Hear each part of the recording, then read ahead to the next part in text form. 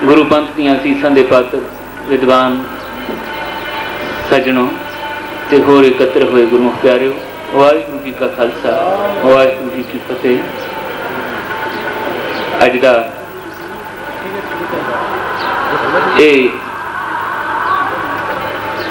इत्थे एकत्र होने का जो सम्मेलन रूप दे विच सत्संग रचाया गया, गुरुदार तो भरोसाए हुए गुरु सवारे बाबा सुच्चा सिंह जी होरां राही इस दे विच इस वेले एक बहुत ही प्रसंगक विषय पंज प्यारियां दे संकल्प बारे अकादमिक पद्धर ते ही नहीं, पंथक पद्धर ते ही नहीं, बल्कि विश्व पद्धर ते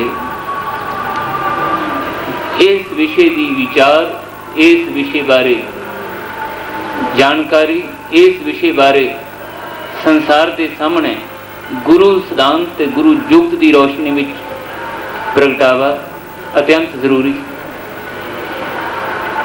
काफ़ी दिन पहला बाबा सुच्चा सिंह होरी, वीर अमरजीत सिंह हो रही, डॉक्टर बलकार सिंह हो रही, कुछ होर पतवंते सज्जन मेरे पास आए सी। इस गुरमत समागम के संबंध में बहुत सारिया गल्लां उस समय ही विचार करते हैं। मैं इन्हों अपने मन की रीझ दसी सी कि तुसीं जे सम्मेलन कराउणा है, विचार सम्मेलन कराउणा है, तो हुण आपां कुछ ओहो जिहे विषय सामने लियाइए जिहड़े अज जदों गुरु का खालसा नानक निर्मल पंथ दे पांधी अपना 300 साला साजना दिवस मनाउण जा रहे ने, उस समय स्पष्ट होने जरूरी ने। ते मैनूं ये लगदा है कि पंजां प्यारियां दा सिद्धांत, पंजां प्यारियां की संस्था, पंजां प्यारियां दा संकल्प, इसका सिद्धांतक ते इतिहासक प्रगटावा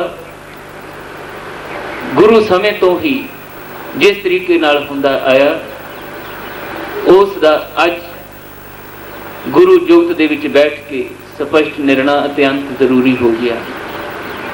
होर भी बहुत विषय ने जिहड़े मेरे मन के सुपने ने रीझ है कि आने वाले 99 सन तक असीं इदां ही बैठ के विचार सकीए, जिन्हां विचों एक गुरु खालसा पंथ का संकल्प जोड़ा है उस दे उत्ते विचार सम्मेलन गुरु ने चाहया ते आनंदपुर साहिब की धरती ते तख्त श्री केसगढ़ साहिब की धरती ते जल्दी ही आप गुरसिखां के सहयोग नाल उलीकिया जाएगा। इसे तरह ही पंज ककारी रहत की गल जिस दे संबंध विच अज नुकते डॉक्टर बलकार सिंह ने कुछ उठाए ने ते जिस दे संबंध विच बहुत कुछ दुविधा भरी अवस्था बनी लगती है कौम के अंदर, उहदे उत्ते भी विचार करने की लोड़ है। पंज तख्त साहिबान, उहदे उत्ते भी बहुत कुछ विचार करना लोड़ींदा हो गया है। उहदे बहुत सारे कारण हैं, पर मैं इस तो पहला ये गल स्पष्ट करनी चाहना आप जी के नाल, ये जो गुरु नानक गुरु गोबिंद सिंह साहब सच्चे पातशाह हजूर ने गुरु ग्रंथ साहिब के लड़ ला के सानू एक गुरु जुगत दी है, गुरमत जुगत दी है। इस गुरमत जुगत का सरोकार केवल सिख दे निजी जीवन नाल ही नहीं, केवल उहदे निज दे लोक परलोक दे नाल ही संबंधित नहीं, क्योंकि सिख ने इस समाज विच जीना, उन्होंने साहिब ने सन्यासी त्यागी नहीं बनाया, उसने इस संसार विच जीना है ते जीना है गुरु नानक पातशाह का सिख बन के, गुरु नानक दे बख्शिश कीते हुए गुरमत सिद्धांत का संदेशवाहक बन के, क्योंकि गुरु की बख्शिश की हुई जीवन युगत का जे प्रगटावा सिख दे राही नहीं होता तो फिर तो केवल एक सिद्धांत ही, कागजी सिद्धांत ही बन के रह जाएगा। प्रगटावा भी होना जरूर ते ਉਹਦਾ ਪ੍ਰਗਟਾਵਾ ਸਮਾਜ ਵਿੱਚ ਹੀ ਹੋਣਾ। ਇਸ ਕਰਕੇ ਮੈਨੂੰ ਇਹ ਲੱਗਦਾ ਹੈ ਕਿ ਗੁਰੂ ਨਾਨਕ ਪਾਤਸ਼ਾਹ ਜੀ ਦਾ ਬਖਸ਼ਿਸ਼ ਕੀਤਾ ਹੋਇਆ ਗੁਰਮਤਿ ਸਿਧਾਂਤ ਤਿੰਨ ਪਰਤੀ ਮਹੱਤਤਾ ਰੱਖਦਾ ਹੈ ਵਿਸ਼ੇਸ਼ ਤੌਰ ਤੇ। ਪਰਤਾਂ ਹੋਰ ਬਹੁਤ ਸਾਰੀਆਂ ਹੋਣਗੀਆਂ ਪਰ ਤਿੰਨ ਪਰਤਾਂ ਮੈਨੂੰ ਵਿਸ਼ੇਸ਼ ਤੌਰ ਤੇ ਮਹੱਤਵਪੂਰਨ ਲੱਗਦੀਆਂ ਨੇ। ਇੱਕ ਤਾਂ ਗੁਰਮਤਿ ਜੁਗਤ ਦਾ ਪ੍ਰਗਟਾਵਾ, ਗੁਰਮਤਿ ਸਿਧਾਂਤ ਦਾ ਪ੍ਰਗਟਾਵਾ ਸਿੱਖ ਦੇ ਆਪਣੇ ਨਿੱਜੀ ਜੀਵਨ ਦੇ, ਇੱਕ ਕੌਮੀ ਤੌਰ ਤੇ ਪੰਥਕ ਤੌਰ ਤੇ ਇਸ ਗੁਰਮਤਿ ਜੁਗਤ ਦਾ ਪ੍ਰਗਟਾਵਾ ਤੇ ਇੱਕ ਪ੍ਰਗਟਾਵਾ ਇਸ ਦਾ ਸੰਸਾਰ ਦੀਆਂ ਕੌਮਾਂ ਦੇ ਪੱਧਰ ਤੇ, ਪੂਰੇ ਵਿਸ਼ਵ ਦੇ ਪੱਧਰ ਤੇ। ਕੁਝ ਗੱਲਾਂ ਨੇ ਜਿਹੜੀਆਂ ਸਿੱਖ ਦੀਆਂ ਗੁਰੂ ਦੀਆਂ ਨਿੱਜੀ ਤੌਰ ਤੇ ਰੋਜ਼ਾਨਾ ਜੀਵਨ ਵਿੱਚ ਸਾਂਝੀਆਂ ਉਹਦੇ ਨਿੱਜ ਨਾਲ ਹੀ ਸੰਬੰਧਿਤ ਹੋਣਗੀਆਂ, ਪਰ ਕੁਝ ਗੱਲਾਂ ਨੇ ਜਿਹੜੀਆਂ ਹੁਣ ਕੌਮੀ ਤੌਰ ਤੇ, ਕਿਉਂਕਿ ਅਸੀਂ ਆਪਣੇ ਆਪ ਨੂੰ ਕੌਮ ਕਹਾਉਂਦੇ ਹਾਂ। ਸਿੱਖ ਇੱਕ ਕੌਮ ਹੈ, ਸਿੱਖ ਨੇਸ਼ਨ ਹੈ, ਇਹ ਗੁਰੂ ਖਾਲਸਾ ਪੰਥ ਹੈ। ਤੇ ਗੁਰੂ ਖਾਲਸਾ ਪੰਥ ਦੇ ਰੂਪ ਵਿੱਚ ਸਿੱਖਾਂ ਦਾ ਸਮੂਹ ਗੁਰੂ ਨਾਨਕ ਗੁਰੂ ਗੋਬਿੰਦ ਸਿੰਘ ਸਾਹਿਬ ਦੇ ਖਾਸ ਰੂਪ ਖਾਲਸਾ ਦੇ ਸਮੂਹ ਦੇ ਰੂਪ ਵਿੱਚ ਜਦੋਂ ਵਿਚਰਦਾ ਹੈ ਤਾਂ ਇਸ ਦਾ ਪ੍ਰਗਟਾਵਾ ਗੁਰਮਤਿ ਯੁੱਗ ਦਾ ਖਾਲਸਾ ਪੰਥ ਦੇ ਰੂਪ ਵਿੱਚ ਕੌਮੀ ਤੌਰ ਤੇ ਇੱਕ ਹੈ ਫਿਰ ਵਿਸ਼ਵ ਪੱਧਰ ਤੇ। ਕਿਉਂਕਿ ਅਸੀਂ ਕੌਮ ਦੇ ਰੂਪ ਵਿੱਚ, ਜਿਹਦਾ ਹੁਣ ਗੱਲ ਕਰ ਰਹੇ ਸੀਗੇ ਡਾਕਟਰ ਪ੍ਰਕਾਸ਼ ਸਿੰਘ ਹੋਰੀ, ਡਾਕਟਰ ਦਰਸ਼ਨ ਸਿੰਘ ਹੋਰੀ ਕਹਿ ਰਹੇ ਸੀ ਕਿ ਇਹ ਹੁਣ ਕੇਵਲ ਪੰਜਾਬ ਦਾ, ਅੰਮ੍ਰਿਤਸਰ ਦਾ, ਆਨੰਦਪੁਰ ਦਾ ਧਰਮ ਨਹੀਂ ਰਹਿ ਗਿਆ, ਹਿੰਦੁਸਤਾਨ ਦਾ ਧਰਮ ਨਹੀਂ ਰਹਿ ਗਿਆ, ਸਿੱਖ ਪੂਰੇ ਸੰਸਾਰ ਵਿੱਚ ਫੈਲ ਗਏ। ਤੇ ਜਦੋਂ ਪੂਰੇ ਸੰਸਾਰ ਵਿੱਚ ਫੈਲ ਗਏ ਨੇ ਤੇ ਇਕੱਲੇ ਫੈਲੇ ਹੀ ਨਹੀਂ, ਆਪਣੇ ਨਾਲ ਆਪਣਾ ਗੁਰੂ ਵੀ ਲੈ ਕੇ ਗਏ ਨੇ, ਉੱਥੇ ਜਾ ਕੇ ਆਪਣੇ ਗੁਰੂ ਦਾ ਅਸਥਾਨ ਬਣਾ ਕੇ ਉਹਦੀ ਚਰਚਾ ਵੀ ਕਰ ਰਹੇ ਨੇ, ਦੂਜਿਆਂ ਦੇ ਉੱਤੇ ਪ੍ਰਭਾਵ ਵੀ ਆਪਣਾ ਪਾ ਰਹੇ ਨੇ।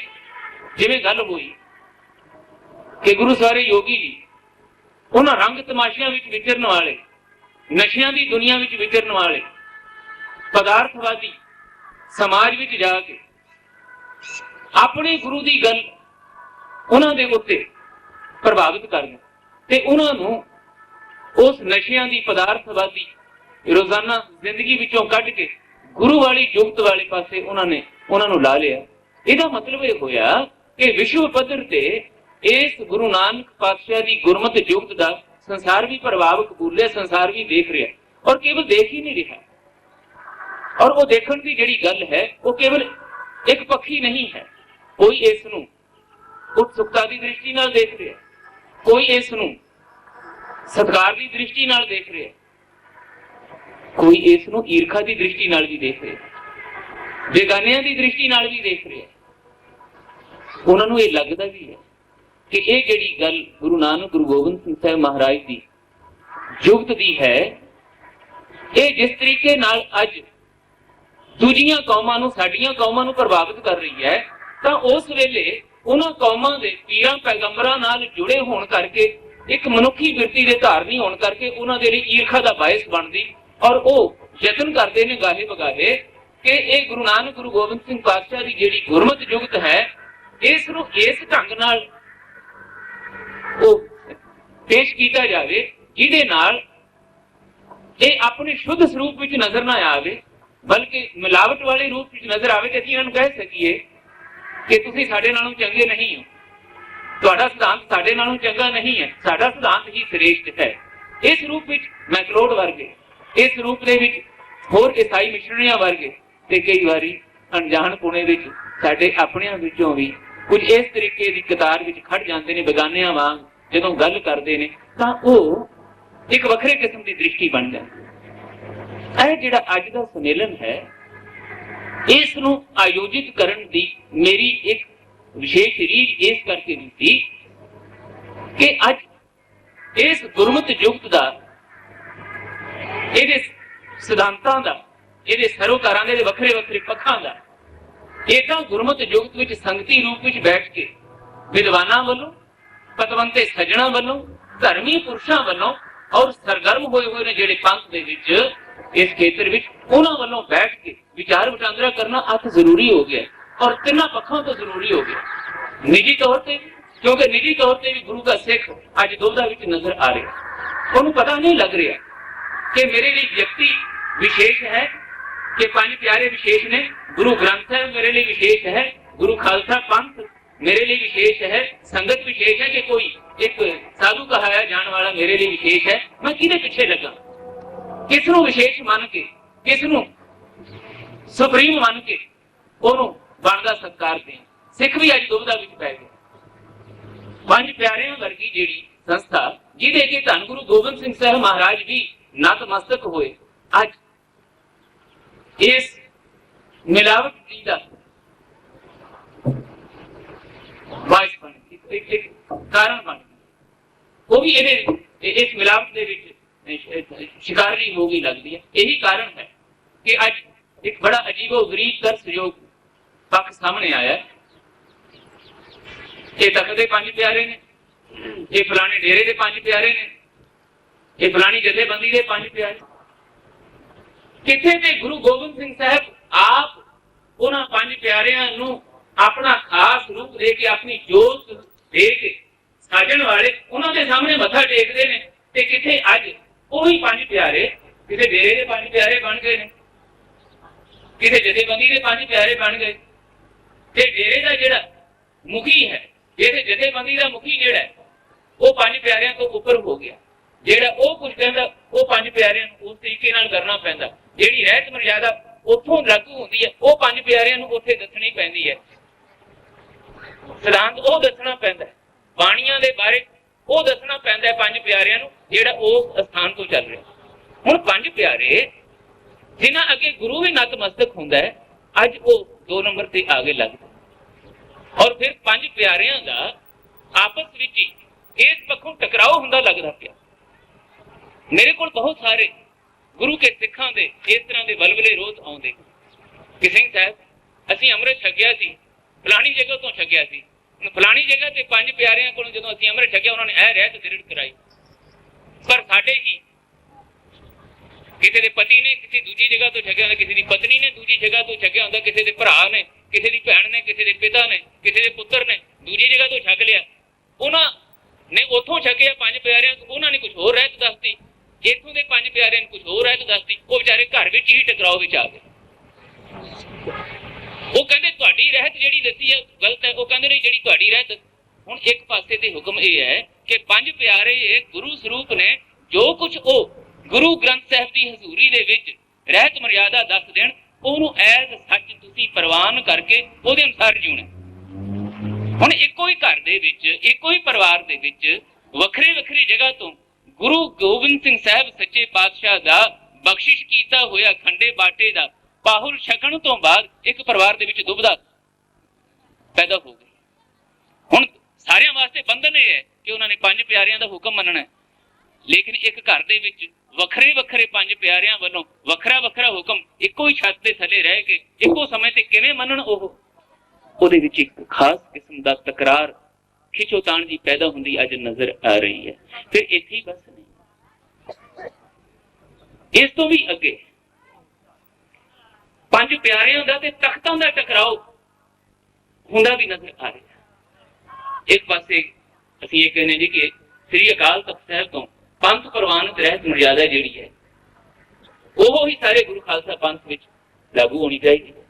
ਪਰ ਦੂਜੇ ਪਾਸੇ ਕਿਉਂਕਿ ਪੰਜ ਪਿਆਰੇ ਜਿਹੜੇ ਨੇ ਉਹ ਗੁਰੂ ਗ੍ਰੰਥ ਸਾਹਿਬ ਦੀ ਹਜ਼ੂਰੀ ਚ ਜਦੋਂ ਦੱਸ ਰਹੇ ਨੇ ਰਹਿਤ ਮਰਿਆਦਾ, ਉਹ ਉਸ ਪੰਥ ਪ੍ਰਵਾਨਿਤ ਰਹਿਤ ਮਰਿਆਦਾ ਨਾਲੋਂ ਵੱਖਰੀ ਦੱਸਦੇ ਨੇ, ਤਾਂ ਉੱਥੇ ਫਿਰ ਉਹਨਾਂ ਲਈ ਇਹ ਦੁਬਿਧਾ ਖੜੀ ਹੋ ਜਾਂਦੀ ਹੈ ਕਿ ਅਕਾਲ ਤਖਤ ਨੂੰ ਸੁਪਰੀਮ ਮੰਨ ਕੇ ਅਕਾਲ ਤਖਤ ਵੱਲੋਂ ਜਿਹੜੀ ਰਹਿਤ ਮਰਿਆਦਾ ਪੰਥ ਵਾਸਤੇ ਦਿੱਤੀ ਗਈ ਹੈ ਉਹਨੂੰ ਉਹ ਪ੍ਰਵਾਨ ਕਰਨ ਕਿ ਜਿਹੜੀ ਗੁਰੂ ਗ੍ਰੰਥ ਸਾਹਿਬ ਦੀ ਹਜ਼ੂਰੀ ਵਿੱਚ ਪੰਜ ਪਿਆਰਿਆਂ ਵੱਲੋਂ ਦੱਸੀ ਗਈ ਹੈ ਉਹਨੂੰ ਉਹ ਪ੍ਰਵਾਨ ਕਰਨ। ਅੱਜ ਗੁਰੂ ਖਾਲਸਾ ਪੰਥ ਦੇ ਵਿੱਚ ਇਹ ਆਪਣੇ ਆਪ ਵਿੱਚ ਬਹੁਤ ਵੱਡੀ ਦੁਬਿਧਾ ਭਰੀ ਅਵਸਥਾ ਜਿਹੜੀ ਬਣੀ ਹੋਈ ਨਜ਼ਰ ਆਉਂਦੀ ਹੈ। ਇਸ ਕਰਕੇ ਸਭ ਤੋਂ ਜ਼ਰੂਰੀ ਗੱਲ ਜਿਹੜੀ ਮੈਨੂੰ ਮਹਿਸੂਸ ਹੋਈ ਕਿ ਅਸੀਂ ਖਾਲਸਾ ਜੀ ਕੇ ਬੋਲ ਬਾਲੇ ਦੀ ਗੱਲ, ਰਾਜ ਕਰੇਗਾ ਖਾਲਸਾ ਦੀ ਗੱਲ ਕਰਨ ਵਾਸਤੇ, ਸੰਸਾਰ ਦੇ ਸਾਹਮਣੇ ਰੱਖਣ ਵਾਸਤੇ 300 ਸਾਲਾ ਦਿਵਸ ਨੂੰ ਆਧਾਰ ਬਣਾਉਣ ਜਾ ਰਹੇ ਹਾਂ, 21ਵੀਂ ਸਦੀ ਵਿੱਚ ਪ੍ਰਵੇਸ਼ ਕਰਨ ਜਾ ਰਹੇ ਹਾਂ, ਤਾਂ ਸਾਡੇ ਕੋਲ ਇਹਨਾਂ ਸਿਧਾਂਤਾਂ ਦੀ ਹੀ ਜੇ ਸਪਸ਼ਟਤਾ ਨਹੀਂ ਹੈ, ਕਾਹਦੇ ਸਿਰ ਤੇ ਬੋਲ ਬਾਲੇ ਕਰਾਂਗੇ। ਇੱਕ ਗੱਲ, ਗੁਰੂ ਕੇ ਸਿੱਖ ਨੇ ਨਿੱਜੀ ਤੌਰ ਤੇ ਇਸ ਦੁਬਿਧਾ ਤੋਂ ਕਿਵੇਂ ਬਚਣਾ, ਫਿਰ ਸਿੱਖਾਂ ਦੇ ਸਮੂਹ ਗੁਰੂ ਖਾਲਸਾ ਪੰਥ ਨੇ ਇਹੋ ਜਿਹੀ ਦੁਬਿਧਾ ਤੋਂ ਕਿਵੇਂ ਬਚਣਾ। ਤੇ ਤੀਜੀ ਗੱਲ, ਸੰਸਾਰ ਨੂੰ ਹੀ ਜੇ ਅਸੀਂ ਸਪਸ਼ਟ ਤੌਰ ਤੇ ਇਹ ਨਾ ਦੱਸ ਸਕੇ ਭਈ ਸਾਡਾ ਗੁਰੂ ਸ਼ਬਦ ਦਾ ਸਿਧਾਂਤ ਇਹ ਹੈ, ਤਖਤਾਂ ਦਾ ਸਿਧਾਂਤ ਇਹ ਹੈ, पंज प्यारियां दा सिद्धांत ये है, पंज सिंह साहिबान दा सिद्धांत ये है। जे इनू असीं स्पष्ट तौर ते ना दस सके ते दूजे ते फिर ईरखा वाला डंडा लैके साडे दुआले होए ही होए ने। वो ते फिर कहणगे तुहाडे च अपने च रोल घचोला है, तुहाडे च अपने च ही दुबदा है, अपने च तुहाडे च एक दूजे नाल तकरार है। सानू की दस्सण नूं फिरदे हो तुसीं कि तुहाडे कोल बहुत जिहनूं असीं कहने आ जी गुरु दा जिहड़ा पंथ है, गुरु दा बख्शिया जिहड़ा सिद्धांत है, वो इस वेले सब तो लेटेस्ट साइंटिफिक सिद्धांत है। ये सब तो सुप्रीम वधिया श्रेष्ठ विज्ञानक जीवन युक्त है। वो कहते हैं कि मान लिया भाई ये है, पर फिर तुसीं इहदे बारे क्यों स्पष्ट नहीं? तुहाडे विच इह दुविधा क्यों इहदे बारे, वंडियां क्यों ने तुहाडे? ते साडे कोल ओहदा कोई जवाब ते होवे ना, और वो जवाब सच्चा होना चाहिए। लपेटने जवाब नहीं, गोल मोल जवाब नहीं, सीधे जवाब होने चाहिए। वो जवाब साडे कोल आ जाण, इहदे लई इस तरह दी एकत्रितावां जरूरी, और ये केवल तुसीं ही कर सकते हो, बाहरलियां ने नहीं करनी, तुसीं करनियां ने। और मैनूं इस गल दा माण है, योगी जी होरां ने अपने आरंभक शब्दां विच कुछ गल्लां कीतियां, इन्हां दी माणयोग देण बारे कदी किसी ने प्रश्न चिन्ह नहीं लाया। इन्हां दे प्रति गुरु के सिखां ने सत्कार बड़े लफ्ज़ हमेशा ही आखे, पर ये जदों इन्हां दे सुभाव विच है गल, मैं इन्हां दे नाल सिखां वाला रिश्ता भी है तो होर भी मेरे इन्हां नाल इन्हां ने रिश्ते बना लए हुए ने, ते मैं कई बारी फिर हक भी रखदा हुंदा गल करन दा, ये लाउड हो जांदे ने कई बारी। अमरीका के सिखां दी गल करदे करदे जदों पंजाब विच आके गल करदे फिर उच्ची सुर विच बोलण लगदे।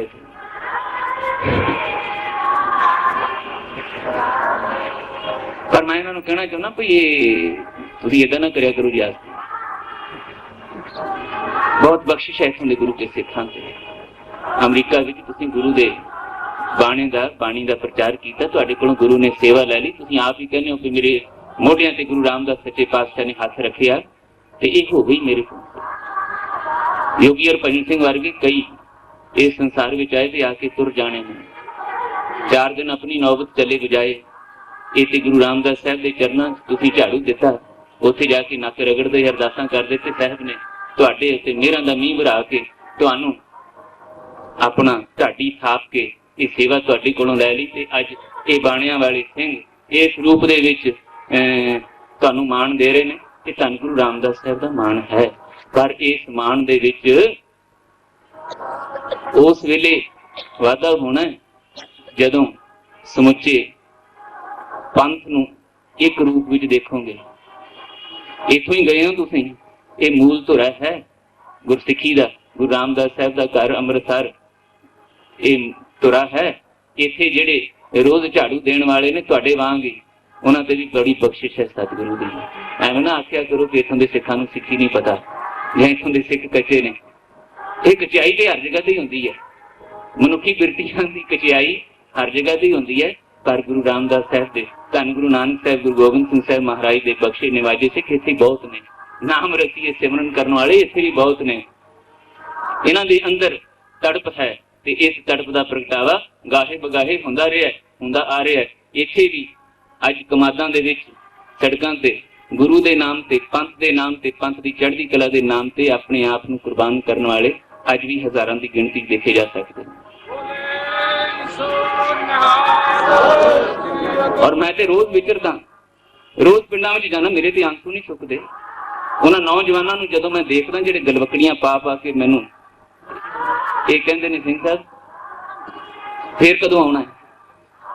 गुरु दीयां गल्लां इन्नियां चंगियां लगदियां उन्हां नूं, वो भज भज के अगे हो के संगतां दे जोड़े चाड़न, संगतां नूं लंगर वरताउण, संगतां दे दर्शन करन दे विच रंग तमाशिਆਂ नूं छड्ड के बहुत उतावले होके सुचे होके काफले बना के, जथेबंदियां बना के, ऑर्गेनाइजेशंस बना के लगे हुए हैं। और जिन्ना चाहो उन्हां विच मैं देख रहा, लगातार देख रहा। मेरे कोल ते समा नहीं बनता, माफियां मंगणियां पैंदियां ने कि मेरे कोल समागम इन्ने ज्यादा ने, प्रोग्राम इन्ने ने, इस बार नहीं अगली बारी, इस बार क्षमा दे दिओ, अगली बारी तुहाडे दर्शन करांगा समा कढ के। इत्थों दे नौजवान ते चीकां मार रहे ने, साडी झोली विच पा दिओ गुरु दी दात। बड़े सुचे हो के लगे ने इस पासे। इत्थों दीआं बजुर्ग मावां भी मैं देखदा आउंदियां ने तख्त साहिबान दे उत्ते रोज नीला लग्या हुंदा गुरु के सिंघां दे दर्शनां दा। और रोज मेरे को आके नौजवान पूछते ने सिंह साहब हुण अगला प्रोग्राम की करिए, हुण की करिए, अगों कोई प्रोग्राम दिओ सानूं। इन्नी सुचमता है उन्हां दे अंदर, इन्नी चेतनता है इस वेले उन्हां दे अंदर कि मैनूं ते कोई भरम भुलेखा नहीं है। ये खालसा जी के बोल वाले दा सच ये ठीक है।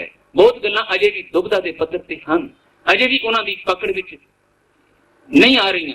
इसे करके मैं विद्वानां नूं आवाज मारिया करदा। मेरे परम मित्र डॉक्टर जसपाल सिंह होरां ने बड़े सत्कार भरे प्यार भरे लफ्ज कह के मैनूं शर्मिंदा कीता है।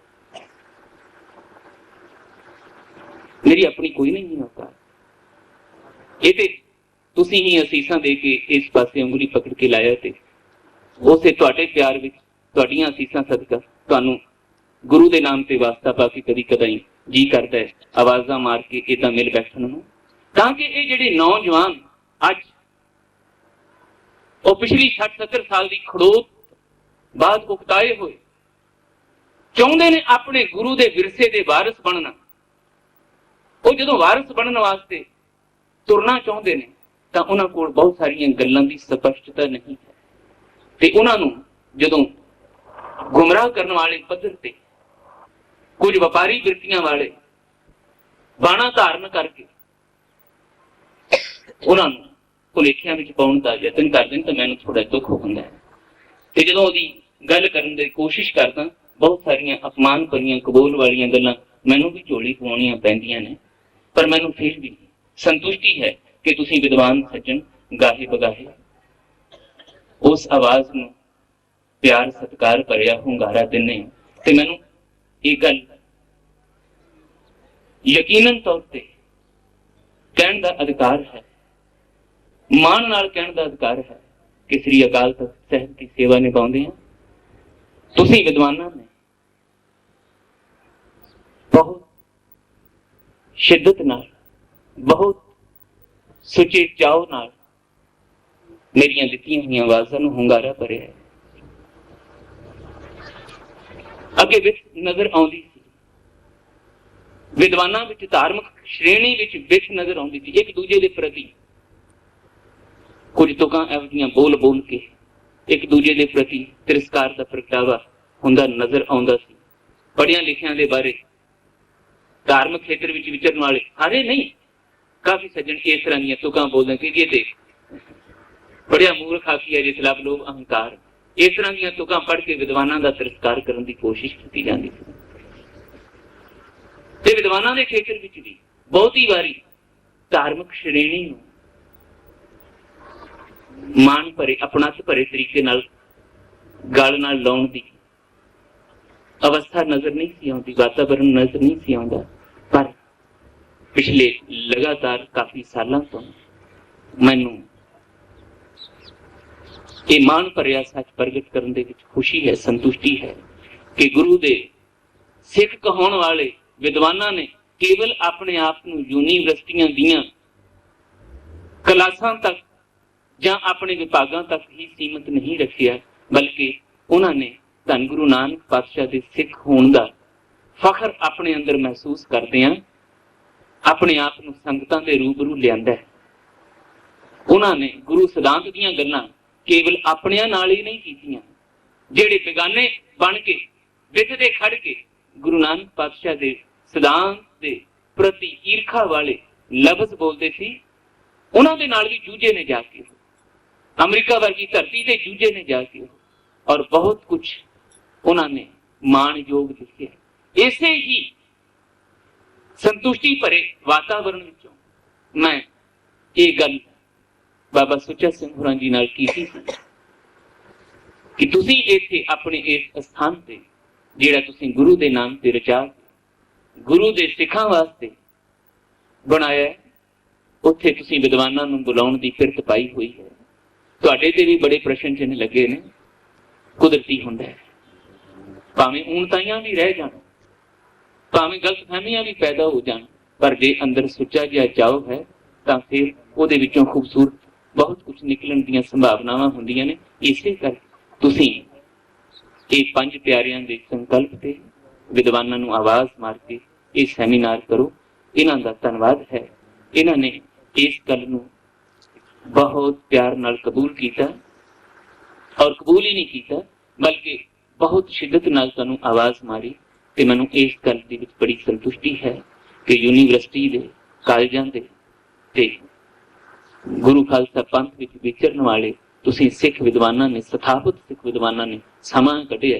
समां ही नहीं कढिया, बहुत कुछ गुरु वल्लों मिली हुई समझ विचों, चेतना विचों लिख के लिआंदा है। और मैनूं लगदा है, विश्वास है मेरा कि ये 7 विषय जिहड़े चुने गए सीगे, 7 विषय जिहड़े 5 प्यारियां दे संकल्प ते प्रगटावे बारे उलीके गए सी, इन्हां दे संबंध विच तुहाडे वल्लों लिखिया गया, तुहाडे वल्लों बोलिया गया, तुहाडे वल्लों विचारिया गया। ये जदों पुस्तक रूप दे विच छपेगा तां ये एक इतिहासक दस्तावेज बनेगा, क्योंकि ये संकल्प बिल्कुल अणछोया सी। अज तक इहदे बारे पुरातन गुरसिखां ने ते ग्रंथां विच गल्लां कीतीआं ने, पर अज दी सदी दे विच असीं 5 प्यारियां दे संकल्प दे संबंध विच गल करनी छड्डी होई सी। यही कारण सी कि ये 5 प्यारियां दा संकल्प एक दुविधा भरिया संकल्प बन गया। बहुत कुछ 5 प्यारियां दे नाम ते अनसुखावा गुरमत तो भी उल्ट हो गया। इस धरती ते भी ते विदेशों की धरती ते भी गुर अस्थानां दे विच अपनी मर्जी दे नाल अपनी गल नूं मनवाउण वास्ते, अपनी हौमे नूं पट्ठे पाउण वास्ते 5 व्यक्ति चुने, उन्हां नूं 5 प्यारियां दा नाम देता, फिर उन्हां 5 प्यारियां उन्हां नूं नाम दे के ते उन्हां कोल मन मर्जी दे फैसले करवा रहे ते संगतां दे उत्ते ठोस के गल आ गई कि इह ते 5 प्यारियां दा फैसला है जी, ये तुहानूं हुण मनना ही पवेगा जी, क्योंकि गुरु ने आख्या है कि 5 प्यारे गुरु स्वरूप हुंदे ने ते गुरु खालसा पंथ दा सिद्धांत है कि गुरु दे 5 प्यारियां दी गल मननी जरूरी है। इस तरीके नाल इस 5 प्यारियां दे सिद्धांत नूं अपनियां निजी गरजां ते अपनी हौमे नूं थुमना देण वास्ते वरतन दी एक मनमती सोच उभर के सामने आउंदी रही है। ये आउण वाले समय विच ना होवे, इस करके इस विषय दे उत्ते नियमबद्ध अकादमिक पद्धर ते, विद्वता दे पद्धर ते गुरु दे शब्द की रोशनी विच विचार करनी और विचार करके उसनूं निर्णायक रूप देना जिहड़ा है वो बड़ा जरूरी हो गया। इसी तरह गुरु खालसा पंथ का सिद्धांत है। असीं कहने हैं सिख एक कौम है, मैं कहना भी इस तो भी अगे की गल है। कौमां ते होर भी दुनिया में बहुत ने, बड़ियां अमीर भी ने, पदार्थवादी भी ने, बहुत कुछ है, उन्हां कोल राज शक्तियां भी ने, पर उन्हां कौमां कोल जे कुछ सब तो वड्डी जे नई चीज है जिहड़ी खालसे कोल है, वो है कि इस सिख कौम दा गुरु गोबिंद सिंह साहिब पातशाह वल्लों इहनूं दिता गया गुरु पद, ये किसी कौम कोल नहीं है। किसी कौम नूं उहदे पीर पैगंबर ने गुरु कह के नहीं निवाजिया। ये केवल ते केवल गुरु नानक ते निर्मल पंथ नूं खालसा रूप देण तो बाद गुरु गोबिंद सिंह साहिब ने ही दिता। ये बख्शिश भरिया सिद्धांत कि ये गुरु खालसा पंथ है ते मैं इस दा साजिया होया, इहदियां बख्शिशां दा पात्र हां, नहीं ते मेरे वर्गे करोड़ां होर तुरे फिरदे ने। इन्हीं की कृपा के सजी हम हैं, नहीं मोसो गरीब करोड़ परे। किसी ने अपने श्रद्धालुआं नूं भेडां आखिया, किसी ने कुछ आखिया, किसी ने कुछ आखिया। इत्थे गुरु गोबिंद सिंह साहिब ने आखिया कि मेरा खास रूप खालसा मेरा सतगुरु है, मेरी जान। इस नूं भी असीं अज संसार दे सामने इस रूप विच प्रगट करन दे योग नहीं होए। साडे कोल कर्म हैगे ने, अमल हैगे ने, साडा कोल एक इतिहास है, पर उस इतिहास दे सिर ते, उस सिद्धांत दे सिर ते असीं संसार नूं नहीं दस सके कि असीं गुरु खालसा पंथ किवें हां। 96 करोड़ी दीयां गल्लां योगी जी करदे ने, खालसा शैल रूल दीयां गल्लां करदे ने, आपां भी करदे हां, राज करेगा खालसा दे रूप विच। पर खालसा दे रूप विच राज करन दी गल किस रूप विच सार्थक है ते किस रूप दे विच इस संसार दे सामने अमली तौर ते प्रगट होनी है कि धरती के टुकड़े के उत्ते जदों किसी धरती के टुकड़े उत्ते साडा राज आवेगा, फिर ही राज करेगा खालसा दा सच प्रगट होवेगा, जां इस तो इलावा भी ये सच खालसा जी के बोल बाले दा प्रगट होने की संभावना है, जां ये हो सकता है। इसका विचार और इस दे बारे संसार के सामने निर्णय प्रगट करने गुरु शब्द की रोशनी में मैं समझदा भी अज अत्यंत जरूरी हो गए ने। इसे रूप में ही 300 साल खालसा साधना दिवस मनाया जाना योग होवेगा, क्योंकि अज दुनिया जिस तरीके नाल तर्क के पद्धर ते, साइंस के पद्धर ते, तकनोलॉजी के पद्धर ते योगी जी गल्लां कर रहे सी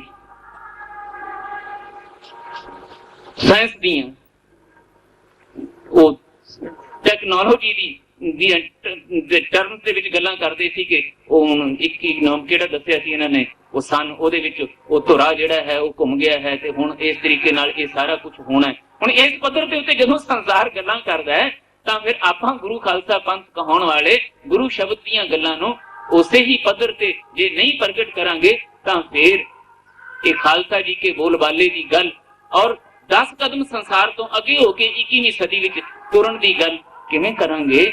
ਆਪਣੇ ਨਿਜ ਨੂੰ, ਆਪਣੇ ਪਰਿਵਾਰਾਂ ਨੂੰ, ਆਪਣੀ ਕੌਮ ਨੂੰ ਅਸੀਂ ਇਸ ਤਰੀਕੇ ਨਾਲ ਗੁਰੂ ਸ਼ਬਦ ਦੇ ਵਿੱਚ ਓਤ-ਪੋਤ ਕਰ ਲਈਏ, ਲਿਵਲੀਨ ਕਰ ਲਈਏ ਬਾਣੀ ਤੇ ਬਾਣੇ ਰਾਹੀਂ ਕਿ ਅਸੀਂ ਆਪ ਵੀ ਸਪਸ਼ਟ ਹੋ ਜਾਈਏ ਗੁਰੂ ਸ਼ਬਦ ਕੀ ਹੈ, ਗੁਰੂ ਕਿਵੇਂ ਸ਼ਬਦ ਹੈ, ਫਿਰ ਗੁਰੂ ਸ਼ਬਦ ਦੀ ਰੋਸ਼ਨੀ ਵਿੱਚ ਪੰਥ ਕਿਵੇਂ ਗੁਰੂ ਹੈ ਤੇ ਗੁਰੂ ਖਾਲਸਾ ਪੰਥ ਵੱਲੋਂ ਪੰਜ ਪਿਆਰਿਆਂ ਨੂੰ ਕਿਸ ਤਰੀਕੇ ਨਾਲ ਸਭ ਤੋਂ ਉੱਚਤਮ ਸਤਿਕਾਰ ਦਿੱਤਾ ਗਿਆ ਤੇ ਗੁਰੂ ਖਾਲਸਾ ਪੰਥ ਵੱਲੋਂ ਜਿਹੜੀ ਪੰਜ ਪਿਆਰਿਆਂ ਰਾਹੀਂ ਪੰਜ ਕਕਾਰੀ ਰਹਿਤ ਖੰਡੇ ਬਾਟੇ ਦੇ ਪਹੁਲ ਦੇ ਸਮੇਂ ਦ੍ਰਿੜ ਕਰਵਾਈ ਜਾਂਦੀ ਹੈ, ਉਹ ਕਿਸ ਤਰ੍ਹਾਂ ਦੀ ਹੈ, ਕਿਸ ਰੂਪ ਵਿੱਚ ਸਾਡੇ ਲਈ ਪ੍ਰਸੰਗਕ ਹੈ, ਮੰਨਣ ਯੋਗ ਹੈ, ਉਹ ਤੋਂ ਬਿਨਾਂ ਕਿਵੇਂ ਸਿੱਖ ਨਹੀਂ ਹੈ।